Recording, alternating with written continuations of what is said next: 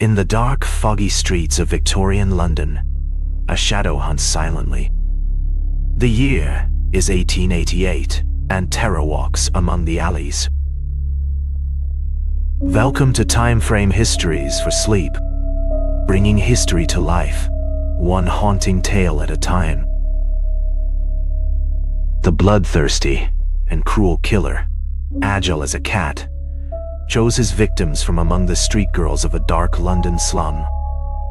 The 1888 murders remained unsolved, yet the investigation came to an end. But why?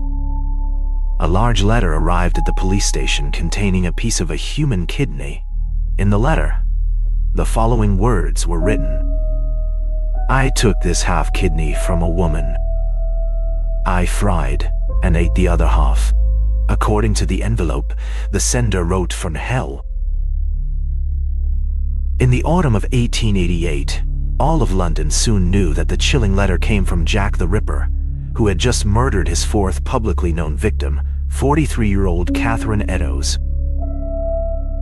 All four women were pitiful, aging, worn-out prostitutes who were forced to practice their degrading trade in the Whitechapel slum.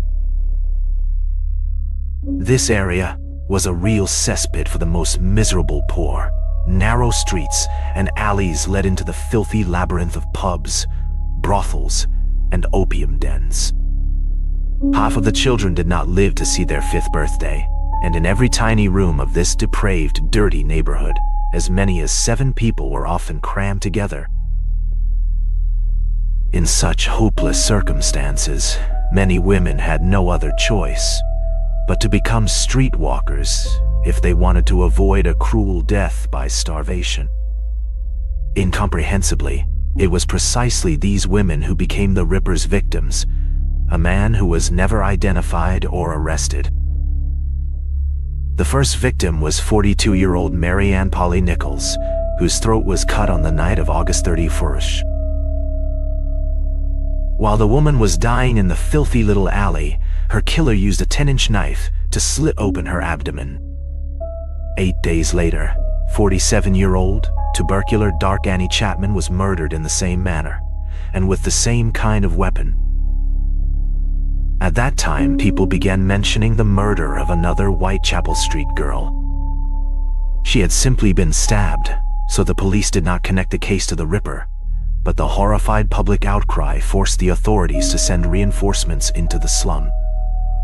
Private detectives and civilian volunteers, supported by concerned London businessmen, began joining the Whitechapel Vigilance Committee one after another. The growing fear exposed the dark side of the Victorian world.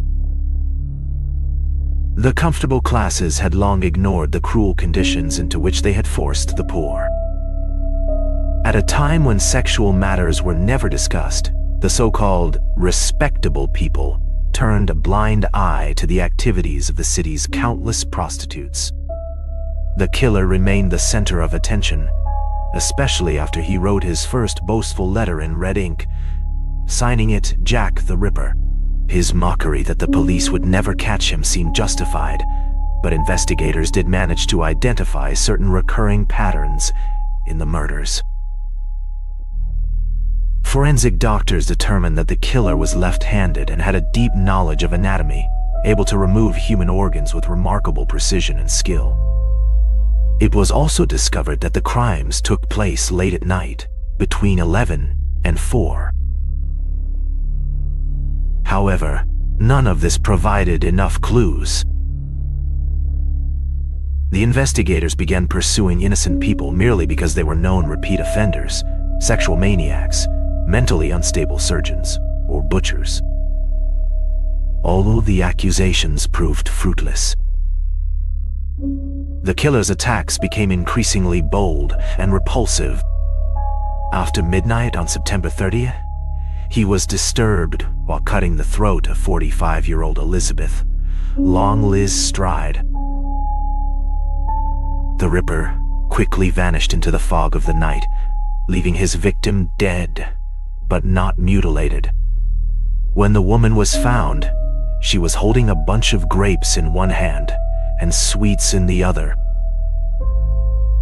The witness who had interrupted the killer heard footsteps, but did not see his face. Deprived of his usual pleasure, the Ripper struck again within 45 minutes.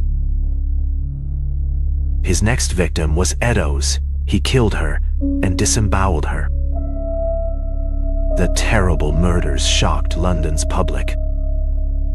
In 1888, Jack the Ripper kept the British capital in terror for 3 months. Defenseless women wondered in the night who would be the next victim. A piece of one of them was even mailed to the police.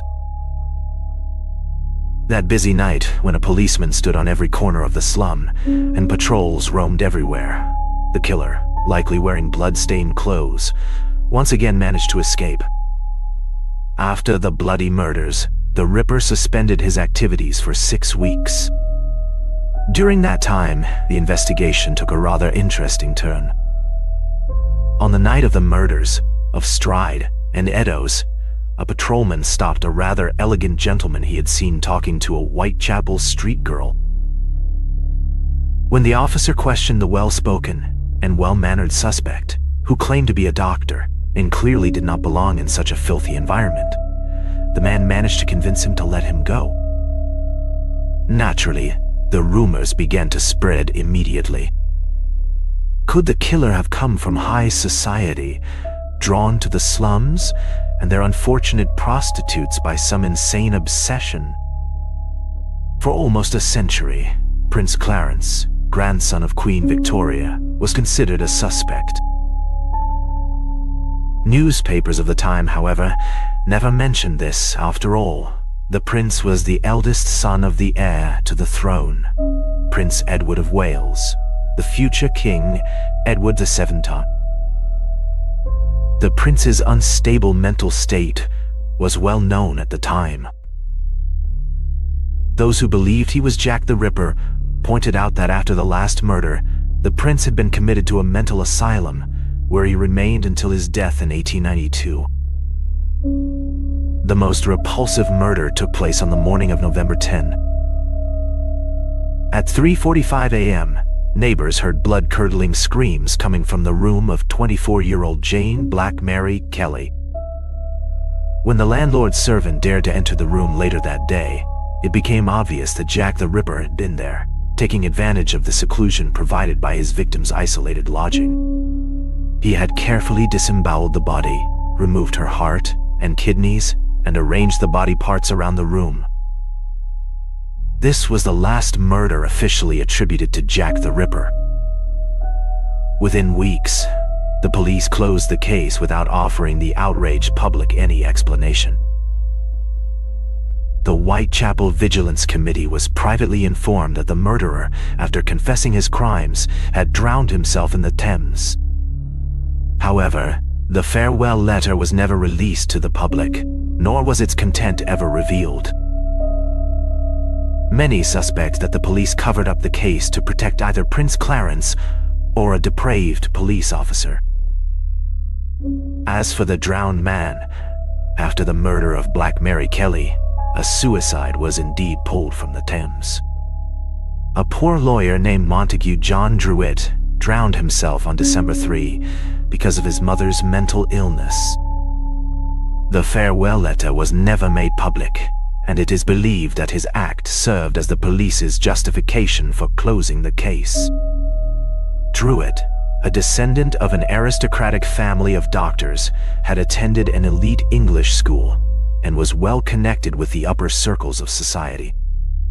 His fellow members of the elite club, the Apostles, all came from Britain's oldest and most distinguished families. Everyone who knew the lawyer was aware that he hated women.